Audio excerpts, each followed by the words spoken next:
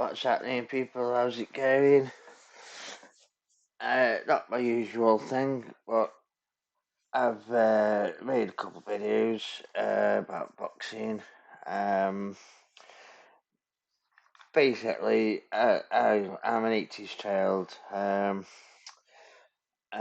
I was a child, my mum worked nights, and um, my two younger brothers would go to bed, and when we've been a little bit older, my dad would let me stay up a bit and watch the boxing.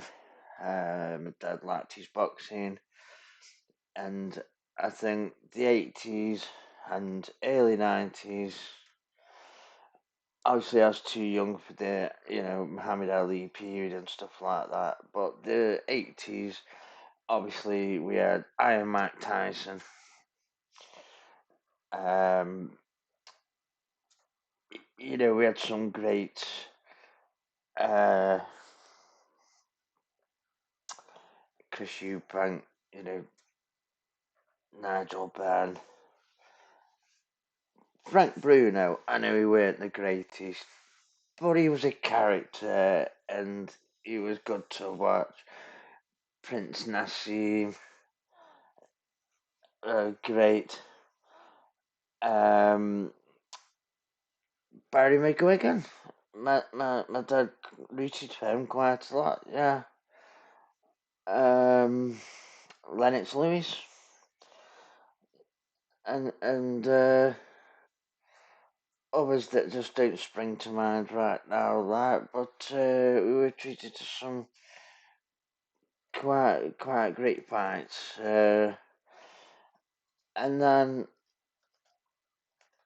basically after Lennox beat Mike Tyson, it was a shame them two didn't fight earlier. But it was what it was. Still a good win. Um, you know, Lennox, punched up Klitschko. And then I sort of, through other things, work, I had a girlfriend at the time, and going out to raves and all the rest of it, as you do as teenagers. Yeah, just um, sort of lost a bit of touch there. And then last couple of years, I started paying a bit of attention again, seeing some new people come through.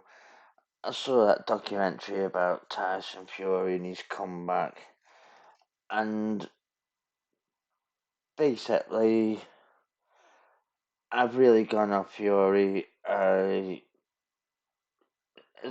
As great as he might be as a boxer, as a person, I think he's a fraud. How he kept going on about he's a sufferer and this and that. No, basically, he turned to drink and drugs, and anyone who's been on drink and drugs, you go on that self-destructive path. Fair play to you, he come back, but now he thinks he's the best thing since sliced bread. It's all about the money. He's got a big gob, um, and and you watch his last so many fights, and they're not even really exciting. He likes to big it up and put on a show. But anyway, I'm getting away from the point now. Jake Paul, a lot of people just wrote him off. He's a YouTuber. He's this and that, like. But a lot of people tend to forget. He was an athlete at a young age. That's how he got into doing his. Um, I think it was Vine he first started with before he got YouTube. But he got his dad to buy a camera so he could record himself doing whatever it was he was doing, American football or whatever, and watch it back and help him improve. But instead, he worked out a better use for it and became, YouTube famous.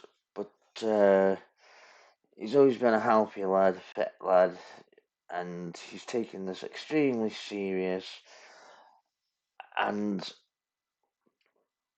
again, he's about the money, but he loves the fame, and he's working damn hard. Uh, and he wants to be known as a boxer. Now he's gone a good way about it, I think. If he got into amateur boxing, he'd still be a nobody, but because he's got a big name, and obviously, in America, they're more money orientated than us in England and Europe. So obviously, that's a big part of his persona. I mean, he once said, half the people who watch him and hate him, but that still provides him with millions of viewers. So, as well as he's got millions of supporters. Now, the Tommy Fury thing, I actually had Jake to win, and only towards the very before the match, I actually changed my mind, and I was going to put a bet on Tommy Fury. I made a video, even had my betting slip, and I was like, oh, I missed the betting shop. I can't believe it, because like I say, I had my money on Jake, but then I changed to Tommy. Um, anyway, this Nate Diaz fight. Um, I knew Jake was going to win. It's just been proven time and time again. Boxers learning to punch with them gloves on and defending themselves. It's people have been in MMA for a long time and do the wrestling and stuff. One, it's very confusing for them, and this just proved it. Nate Diaz, them punches he was throwing, they were some were landing quite well.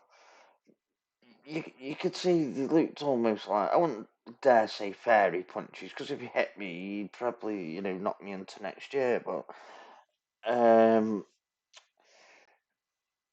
I actually think Jake carried himself quite well. Nate's a tough guy, and it was a good, interesting fight. They went for it, and everything was on the line. Um, exciting match, and obviously Jake got the decision. He did really well early on. Um, the only thing that worries me is like this Tyson Nagano thing. This is a different ball game to this. It's a completely different thing. You're looking at the boxing champion of the world fighting a guy who's never had a boxing fight. And Tyson's a big guy and he's got the tools. He's not some, as people like to say about Jake, the Disney lad, you know, the Logan brother, the YouTuber sort of thing. I think he did very well against Tommy, actually. Like I say, I even had you down to beat Tommy to start with. Like I say, I changed my mind at the last minute. Um, but I think this is good for sport. It's good for. Um, it's making a lot of money. It's generating a lot of interest. And I actually think Tyson Fury is a little bit jealous in this regard. I really do. I actually think after the Tommy Fury fight and seeing the publicity and the pay-per-views and all the rest of it, and it was obvious this Nagano fight was arranged. Talks were right at the back of the beginning of the year. You know, he's clearly ducking Usyk because he said that guy who was a southpaw who was a bit smaller give him the most trouble. And how many times has Usyk been, put on the canvas? I can't actually think of any. He probably has been, but how many times has Tyson been put on the canvas? I can think of quite a few. And I think Usyk, even if he lost, he would still, I think his work rate, his work ethic, his speed and everything. I was talking to a friend earlier and I was saying, just because you've got a loss on your record doesn't stop you being a great. Tyson lost, didn't he?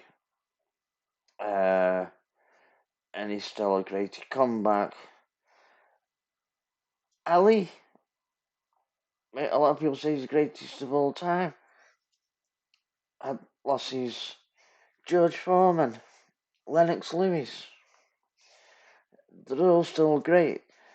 If Tyson in the last, say, 6 years, 5, 6 years, I'd had, say, 12 fights against different people, and he perhaps lost one or maybe two. Everybody has a lucky day, everybody has an unlucky day. You can have a lucky shot, a slip up, whatever. But no one would hold that against him if he come back and proved he great. But instead, and he's ranting that he goes on. He's actually getting annoying. In fact, I'm actually glad now that we're not hearing so much about him, sort of thing. But I'm getting away from the point. Jake Paul, Nate Diaz, they've had the fight now, and all it proves is that they're both good, tough lads. Obviously, Nate Diaz is on the older side. You know, he could retire now. He's earned good money off this. He could retire. He could do a few more of these, exhibition type belts.